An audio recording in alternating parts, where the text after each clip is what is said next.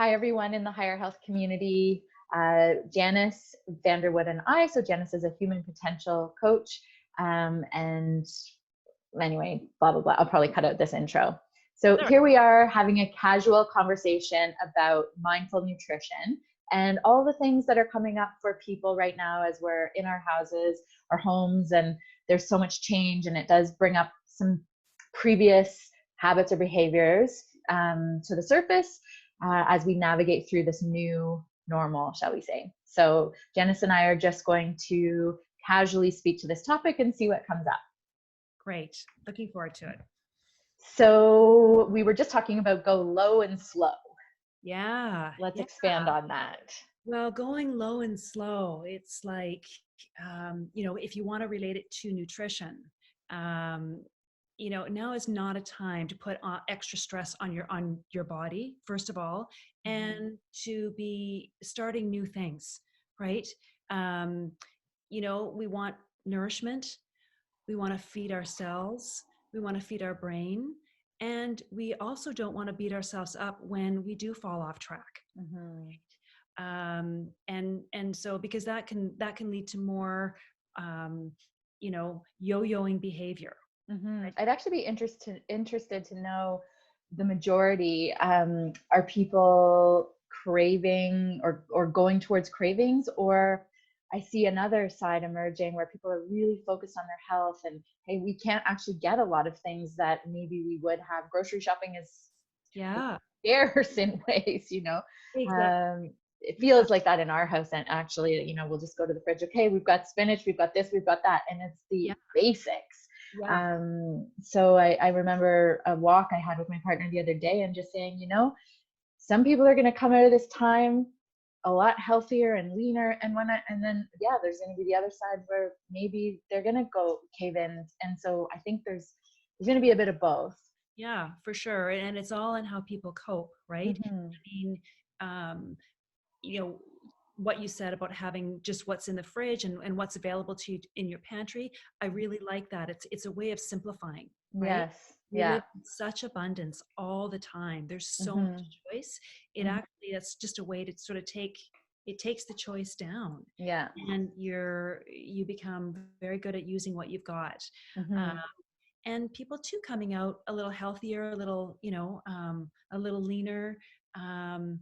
And then the opposite end of that is the quarantine 15, will happen to some people. And again, that's just the way we have been conditioned to cope, right? And maybe there's a need when somebody is coming out a little bit cleaner, or however you want to put it. There's, you have more of an avenue for control there, right? Yeah.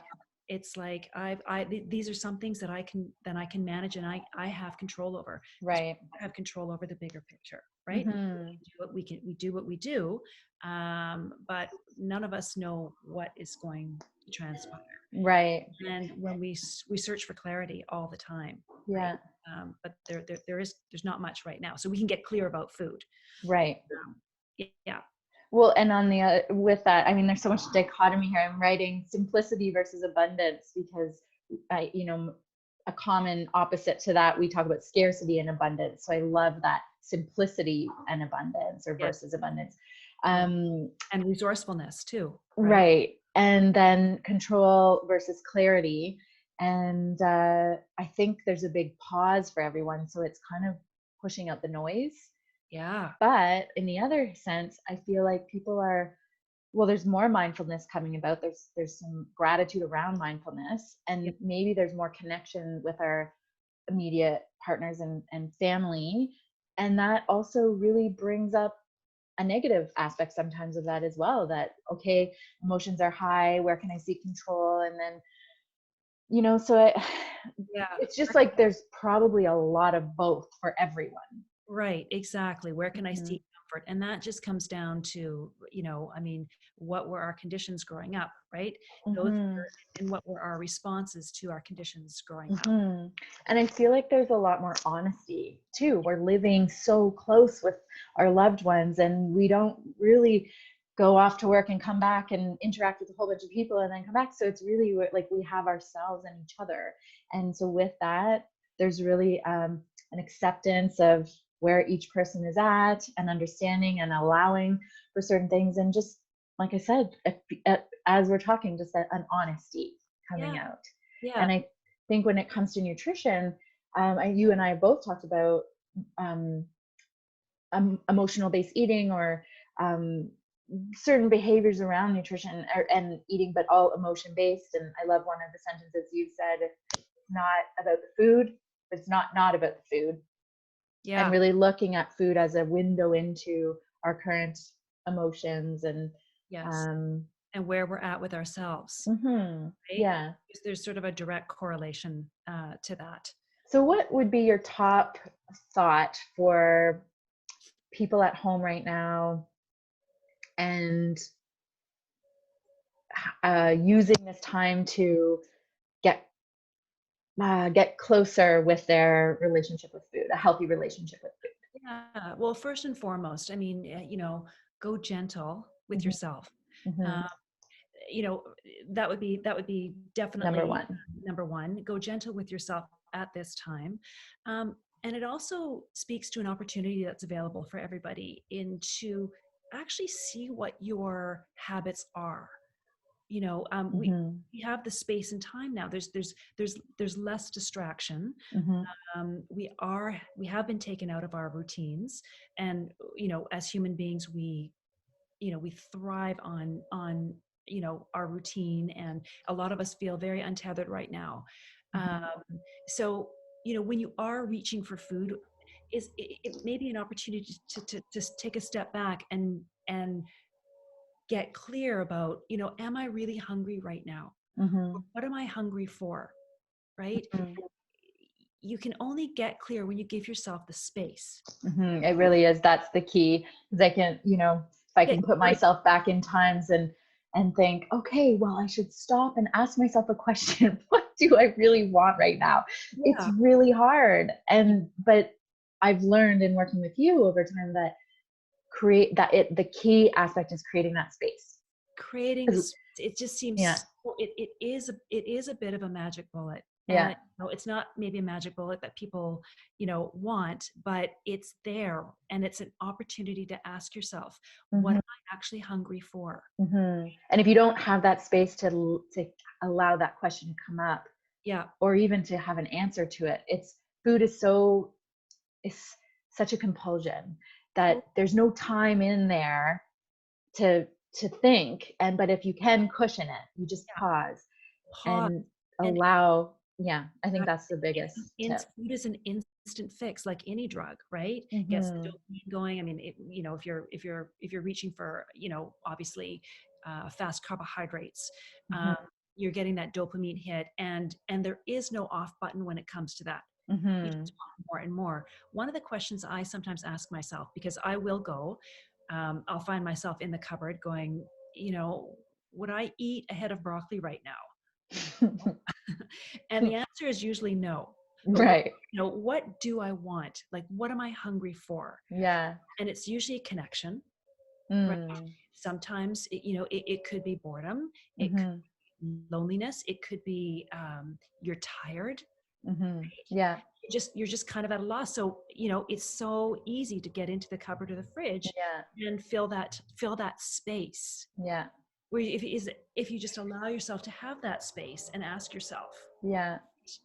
Yeah, um, and sometimes it's just you need a change of scenery, or you need a break or something. And getting outside is way better than, yeah, and saying, okay, yeah, I'll have a snack when I come back. yeah, But see how you get out for that change of space and invigorate your soul.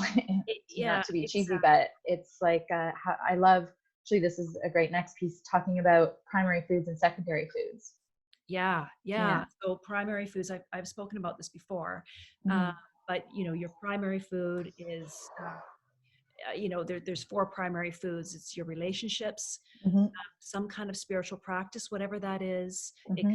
It could be walking in nature. It could be church. It could be meditation. It could be anything like that. Physical movement Mm-hmm. and some kind of fulfilling career. you know, and that again could be staying at home with your children. It doesn't have to be, you know, shooting the lights out in the professional Yeah. world at all. Whatever that means for you. Something meaningful. Yeah. Passion driven or purpose driven. Purpose driven. What you're meant to do. Mm-hmm.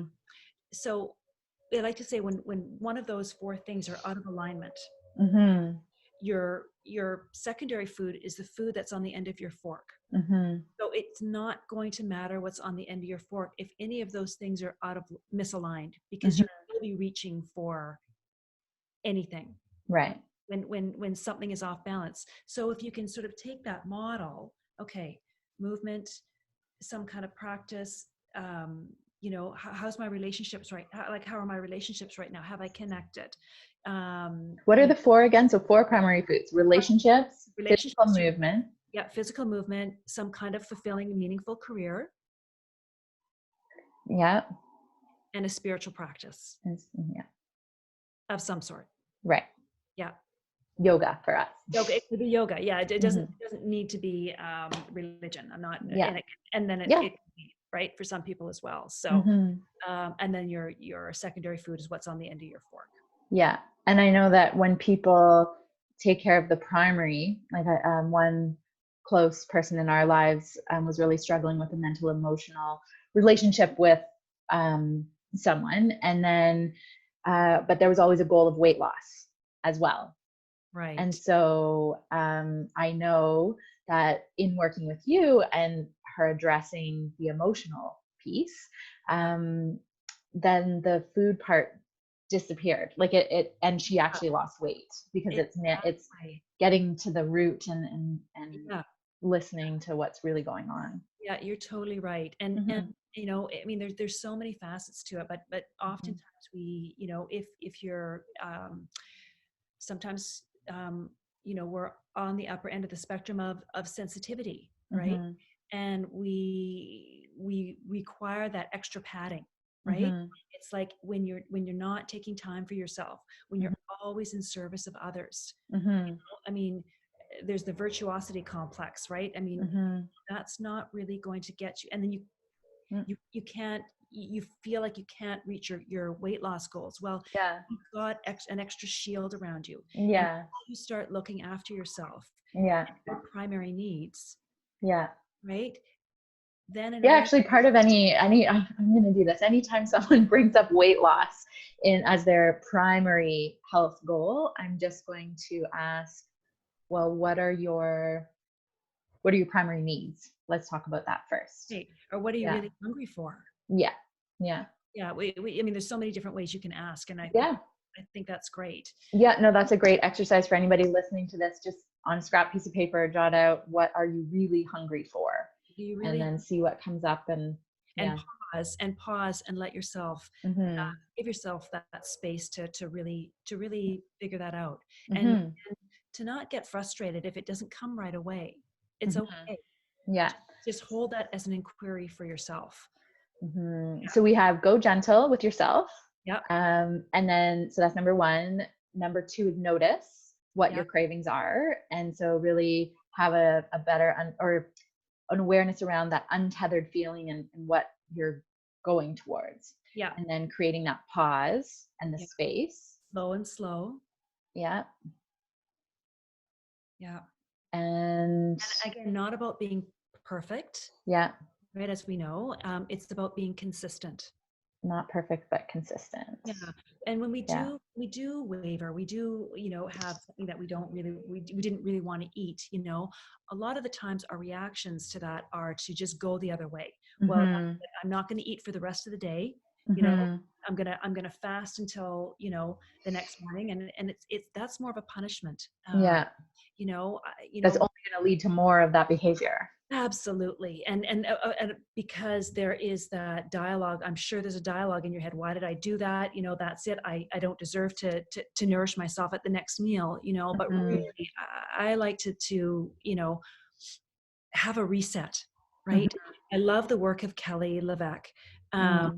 And, you know, she has coined the term, well, much more past the Beatles, the Fab Four, you know, Mm-hmm. incorporating four things at every single meal: fat, fiber, protein, and greens. So Oh, I love that. at every single meal, Yeah. if you can, if you can kind of look and create that plate Right. in different ways, then you're, really your cells are being nourished. You're shutting off hunger hormones with all of those things in place. And that makes a lot of sense to me. And so when we do swing, because I've certainly been there myself where, okay, that's it. I did, I did bad. Bad. Bad. It's a judgment. Yeah. Okay. Yeah. All right. I'm going to deprive myself at the next meal. Yeah. And you know what? Deprivation always leads to overconsumption. Yeah. Always. Yeah. What can I do to be gentle and kind to myself? And what does my body actually need? Right? How do I want to feel? Yeah. That's what people really, I think, don't ask themselves. Well, and so someone, if they're craving jujubes, that's their, okay. Yeah. Wine gums. We talked about wine gums. Yeah. Oh my gosh. As a kid, I remember my friends and I, we would plow through a bag of wine gums. So chewy and, but the sugar in that is so terrible. The licorice there's the dyes, the whatever. Yeah. I don't even want to know, but I mean, I spent probably 20 years living off that stuff. I loved it. That was my kryptonite. And it had more to do with, obviously, blood sugar imbalance, but like that chewing, that frustration, those feelings that I was not allowing myself to get out. Right. Yeah. Well, so, okay, with the jujubes or wine gums, then I love this idea of the Fab Four, and right on board with you that it's not about depriving and being rigid and whatnot.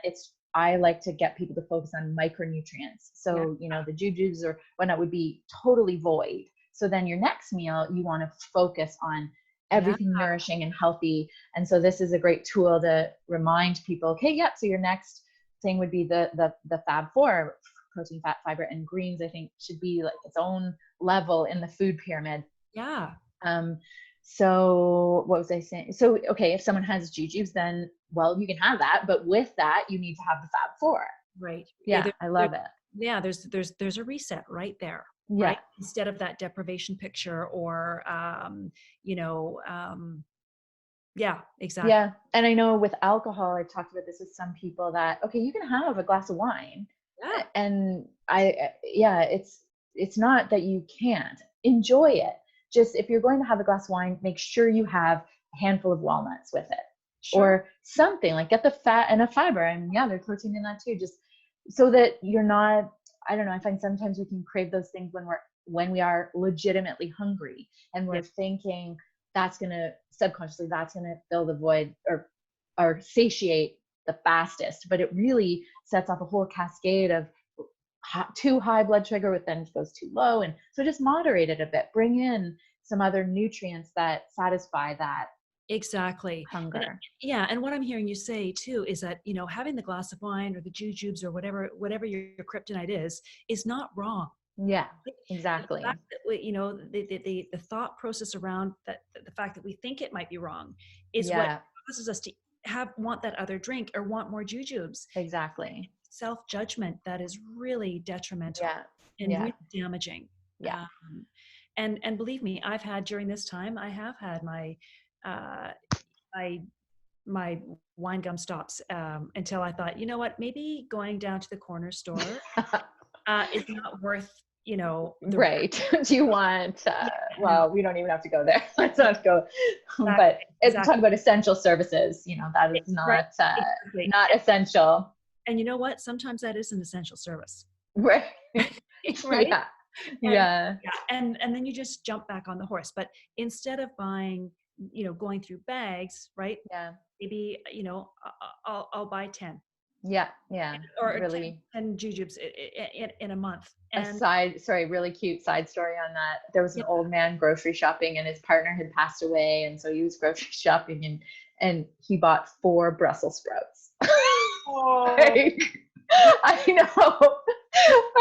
Just cute. But I wanted to say another story of, I was in a bakery one time, or it was a coffee shop, and I was studying, and there were 2 kids that came in with their mom, and they got those really decorative sugar cookies that are really beautiful, but Yeah. like it's not something I'd go for. Yeah. But I watched them have so much fun with these cookies and play and talk and laugh. And by the time they left, maybe 2 bites were taken out of the cookies. So the cookies stayed on the Uh, table, but the kids had so much fun, and yeah. they had the cookie, whatever they wanted of it, but it really wasn't about the cookie. And I just thought that was pretty cool to watch Yeah. that satisfied them. Right. And think about it too, like when we talk about a glass of wine, right? It's so much more enjoyable when you Mm-hmm. are having it with someone, or Mm-hmm. you're sitting down to a meal and really enjoying it. Yeah. And that's where we have to look at our relationship to what is going on, right? Yeah. What is your relationship to that alcohol, or Yeah. yeah, like how am I using this? Yeah. And I think there's a sensory component as well, where like we want to satisfy our senses. Yeah. And one time, Jay and I, it was a summer day, we were heading out for an ice cream cone. And it was what was it, Yogurties, or whatever the store was where you could pick all these different sprinkles and Yeah. nuts and whatever to put on it. And we ended up stopping in at David's Tea before going to the ice cream place.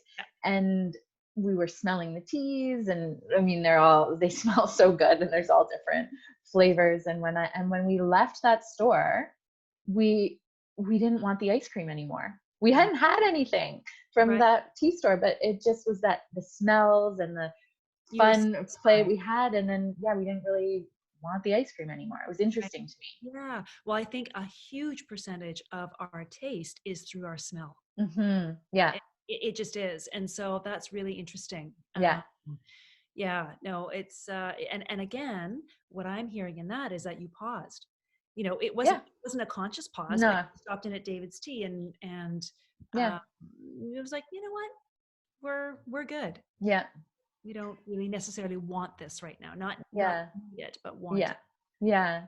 So with you being at home and now your kids are home from Yeah. school and various places, how are you finding that as mom? And actually, I remember you saying to me you're cooking 16 meals, but Yeah. how does that change your relationship with food? Yeah, cooking 9 days a week. Yeah. Yeah, that's what it feels like.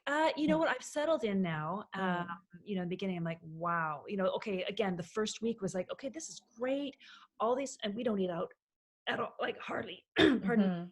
Um, But when you get to go to Impact again, you are going to I'm going. savor that. Of course, yeah. Lunch is the story, but being at home, and the first week is like, this is great, home cooked meals, fantastic. Second week rolls around, and it's like, okay, I'm getting a little bit sick of this, and Mhm. there really are 4 adults in my house and one child. Mm, So it was sort of that vacillation between, you know what, this is something that I can do. I mhm. do enjoy cooking, but not 9 days a week. Right. Um, and And did it throw up your personal eating? mm, No, I Okay, say no, not really. good.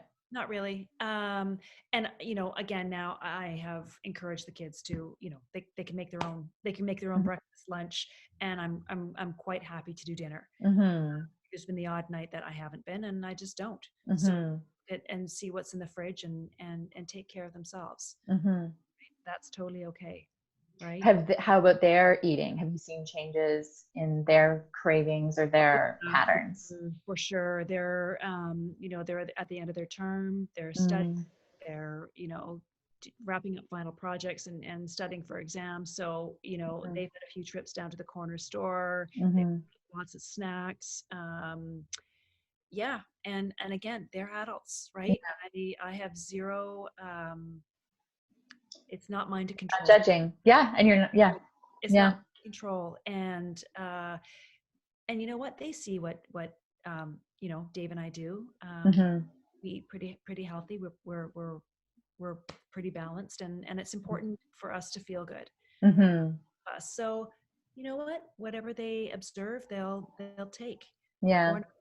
Yeah.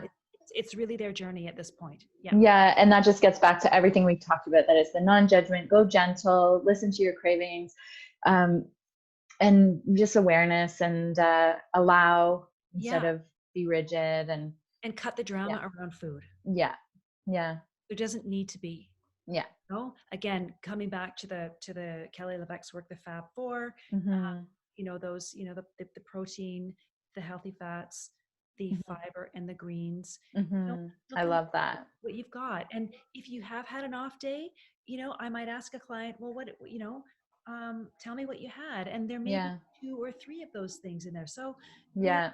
it's totally okay. Let's Yeah. back up on the horse, Yeah. look in the rearview mirror, Yeah. right? Yeah. It's consistency, and it's like Consist- a trending upwards, it's not Totally. a all or nothing. Well, So and looking no, back leads to, depressive thoughts, and as we know, looking to yeah, anxiety causing and promoting. So, right. So just being in the moment. Yeah. What is your favorite resource other than Kelly LeVeque, when it comes to nutrition or mindful eating that you can share? Mm. No. You know what? To be uh, truthful, Mm-hmm. myself Oh, and my feelings. yeah. Yeah. There's no better resource than checking in with my feelings. Mm-hmm. I know it's probably not an answer. I mean, I've read a ton of books on nutrition. Yeah. And the one that got me into nutrition in the first place and heading in this direction was Joel Fuhrman's Eat to Live. Mm-hmm. I never thought of that before. As simple Eat as to live. Yeah. Yeah. so much for me. I Yeah. mean, that was many, many, many years ago. Yeah. And actually another tool that I know you love, and it would be worth sharing here right now, I think, based on what you said about yourself, and tuning into emotions, is the tapping emotional freedom technique. Just when emotion comes up, whether it's anxiety or feeling disconnected or lonely or worried or whatnot, just going to YouTube, Brad Yates, worry, or whatever the word is, and then walking through that exercise, because it puts words to what you're likely feeling. And I think that's where people kind of blank out. They don't know how to express what they're feeling, so they go to food. Exactly. Yeah. Yeah. The quick fix, right? Yeah. Yeah. And And yeah, that helps people tune into themselves. yeah, you have a choice, right? Yeah. It's all your choice. Yeah. Making Yeah. Yeah. Yeah. Well, this has been amazing. I think the volume's just cutting out a little bit, but say okay. something. Oh no, there it is. Okay. Any closing words or? Just you have all the power, right? The power is within you to make those choices, and Yeah. um, because we can control what we have on the end of our fork. Mm-hmm. We can also control what our thoughts and feelings are. Mm-hmm. And when we get in touch with that part of ourselves, the eating part becomes a lot more. Mm-hmm. And there's so much power in vulnerability. It's like, be there. Everybody's going through similar things, and just be open, honest, connect, and really focus on everything that nourishes you. Yeah. And you know what? Again, no judgment. Yeah. Yeah. No judgment. Yeah. Well, this has been so great. Thank you, Janice. Tara.